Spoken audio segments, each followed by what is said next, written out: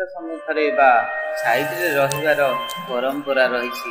ଯେମିତି ଆମର ଗାଡ଼ିଟି ଘରର ଫାଟକ ପାଖରେ ଥିବା ଗ୍ୟାରେଜରେ ରହେ, ସେହିପରି ଅଧିକାଂଶ ଆମର ଗାଡ଼ିଟି ଘରର ଫାଟକରେ ରହିଥିବା ଗ୍ୟାରେଜରେ ରହେ। ସେହିପରି ଅଧିକାଂଶ ଦେବତାଙ୍କର ବାହନ ମାନେ ମନ୍ଦିର ସମ୍ମୁଖରେ ରହିବାର ବିଧି ଅଛି। ଯେପରି ଶିବ ମନ୍ଦିର ଆଗରେ ଷଣ୍ଢ ନାଟ ମନ୍ଦିରରେ ଶୋଭା ପାଉଥାନ୍ତି, ତେବେ ଷଣ୍ଢ କାହିଁକି ଶିବ ମନ୍ଦିର ସାମ୍ନାରେ ଶୋଇଥାଏ ଏବଂ ଶିବଙ୍କୁ ଏକ ଧ୍ୟାନରେ ଚାହିଁ ରହିଥାଏ, ସେ ସମ୍ପର୍କରେ ଗୋଟିଏ ଲୋକକଥା ରହିଅଛି।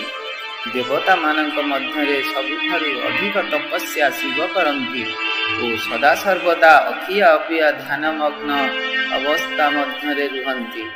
ଦିନେ କୈଳାସ ପର୍ବତରେ ଶିବ ତପସ୍ୟା କରି ଉଠିଲା ବେଳକୁ ବିନା ଆହାରରେ କ୍ଳାନ୍ତ ହୋଇଯାଇଛନ୍ତି।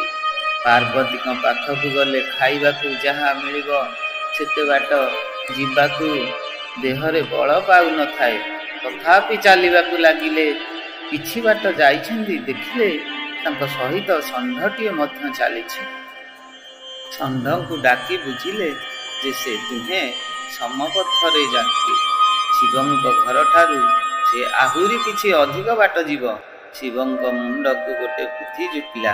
ସେ କହିଲେ, ଆଚ୍ଛା ଷଣ୍ଢ, ଆମେ ଦୁଇ ଜଣ ଯଦି ଚାଲି ଚାଲି ଯିବା ତେବେ ଦୁଇ ଜଣ ଯାକ କ୍ଳାନ୍ତ ହୋଇଯିବା। ଷଣ୍ଢ କହିଲା, ହଁ ତ ସତ କଥା।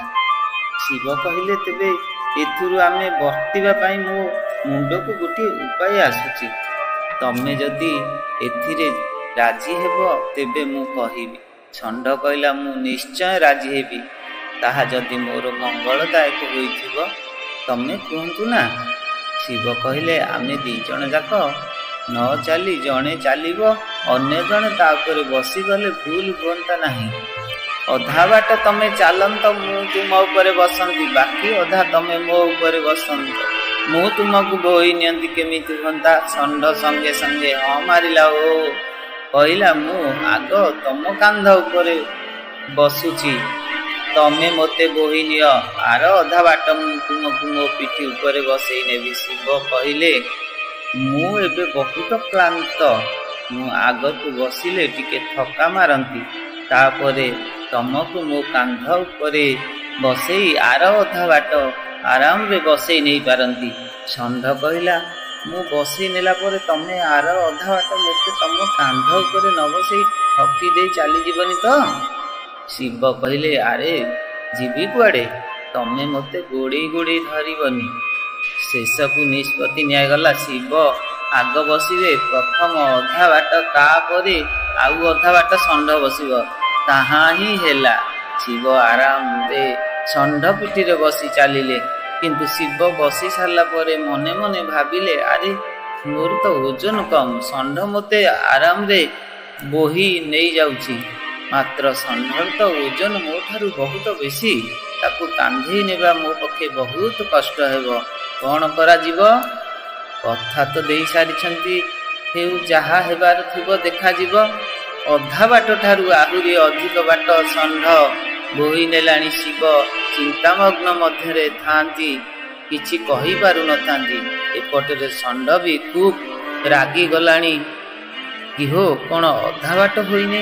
ଶିବ ଆଉ ଟିକେ କହି ବହୁ ବାଟ ଆଗେଇ ଯାଉଛନ୍ତି। ଶେଷକୁ ଷଣ୍ଢ ବିରକ୍ତ ହୋଇ ଶିବଙ୍କୁ ପିଠିରୁ ଓହ୍ଲାଇ ଦେଇ କହିଲା, ମୁଁ ଯେତିକି ବାଟ କହିଛି ସେତିକି ବାଟ ମୋତେ ବୁହ। ସେ ଅଧା ଭଦା କଥା ଛାଡ଼। ଶିବ ଡରିଗଲେ। ଷଣ୍ଢକୁ ବୋହିବେ କ'ଣ? ତା ବଡ଼ ବଡ଼ ଶିଙ୍ଗ ଦେଖି ଦୌଡ଼ିବାକୁ ଲାଗିଲେ। ଶିବଙ୍କୁ ଦୌଡ଼ିବାର ଦେଖି ତାଙ୍କ ପଛେ ପଛେ ଷଣ୍ଢ ମଧ୍ୟ ଦୌଡ଼ିଲା। ଆଉ ଜଙ୍ଗଲରେ ଅନ୍ୟ ପଶୁପକ୍ଷୀ ଚାହିଁ ରହିଥାନ୍ତି। ଶିବ ଆଉ ଉପାୟ ନ ପାଇ ଆଗରେ ଦେଖିଲେ ଗୋଟେ ମନ୍ଦିର ଅଛି। ସେହି ମନ୍ଦିର ଦ୍ୱାର ମଧ୍ୟ ଖୁବ୍ ଛୋଟ, ତା ଭିତରକୁ ଷଣ୍ଢ ଚାହିଁଲେ ମଧ୍ୟ ପଶିପାରିବ ନାହିଁ। ତେଣୁ ଶିବ ନିରାଶ ହୋଇ ସେହି ମନ୍ଦିର ଭିତରକୁ ପଶିଗଲେ। ଷଣ୍ଢ ମଧ୍ୟ ମନ୍ଦିର ଭିତରକୁ ପଶିବାକୁ ଉଦ୍ୟମ କରନ୍ତେ, ତାର ସେ ବିରାଟ ଶରୀର ଆଉ ସେ ପଶିପାରିଲା ନାହିଁ। ମନ୍ଦିର ଦୁଆରେ ଜଗି ରହିଥିଲା ଶିବ। ବାହାରିଲେ ତାଙ୍କ ପିଠିରେ ନିଶ୍ଚୟ ବସି ସେ ଯିବ। ବେଳ ବୁଡ଼ିଲା, ତଥାପି ଶିବ ବାହାରୁ ନାହାନ୍ତି। ବେଳ ବୁଡ଼ି ସଞ୍ଜ ହେଲା, ସଞ୍ଜ ଯାଇ ରାତି ହେଲା, ତଥାପି ଶିବ ବାହାରିଲେ ନାହିଁ। ଏ ଷଣ୍ଢ ସେଠୁ ଛାଡ଼ି ଗଲା ନାହିଁ। ପୂଜକ ତା ପରଦିନ ଆସି ପୂଜା କରିବା ପାଇଁ ମନ୍ଦିର ଭିତରକୁ ଯିବାକୁ ଚାହିଁଲା, ତ ଷଣ୍ଢ ପୂଜକକୁ ଛାଡ଼ିଲା ନାହିଁ। କାଲିଠାରୁ ସେ ବି ଭୋକରେ ବସିଛି। ପୂଜକ ଅଧେ ଜିନିଷ ଦେବାକୁ ସେ ପୂଜକକୁ ମନ୍ଦିର ଭିତରକୁ ଯିବାକୁ ଛାଡ଼ିଲା। ସେହି ଦିନଠାରୁ ସେମିତି ଷଣ୍ଢ ମନ୍ଦିର ସାମ୍ନାରେ ଶିବଙ୍କୁ ଚାହିଁ ରହିଛି। କେଉଁଦିନ ହେଲେ ବି ଶିବ ବାହାରିବେ, ଆଉ ସେ ଶିବଙ୍କ କାନ୍ଧରେ ବସି ତା ବାକି ଥିବା ଅଧା ବାଟ ଯିବ। ଆଉ ସେଇ ଦିନଠାରୁ ମଧ୍ୟ ଶିବ ଭକ୍ତମାନେ ଶିବଙ୍କୁ ପୂଜା କରିବା ପୂର୍ବରୁ ଷଣ୍ଢକୁ ପୂଜା କରନ୍ତି।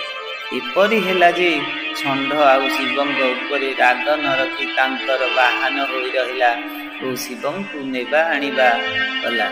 ଦର୍ଶକ ବନ୍ଧୁ, ଆପଣଙ୍କୁ ଏହି ସୁବାଣୀ ଯଦି ଭଲ ଲାଗୁଥାଏ, ଚ୍ୟାନେଲକୁ ଲାଇକ୍, ସେୟାର, ସବସ୍କ୍ରାଇବ୍, କମେଣ୍ଟ ଭୁଲିବେ ନାହିଁ।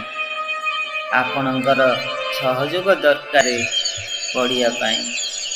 ଭିଡ଼ିଓ ଶ୍ରବଣ ମନ ଚିନ୍ତନ କରୁଛନ୍ତି, କିନ୍ତୁ ଅଥଚ ଆପଣ ଲାଇକ୍, ସେୟାର, ସବସ୍କ୍ରାଇବ୍ କରିବା ପାଇଁ ଭୁଲି ଯାଉଛନ୍ତି।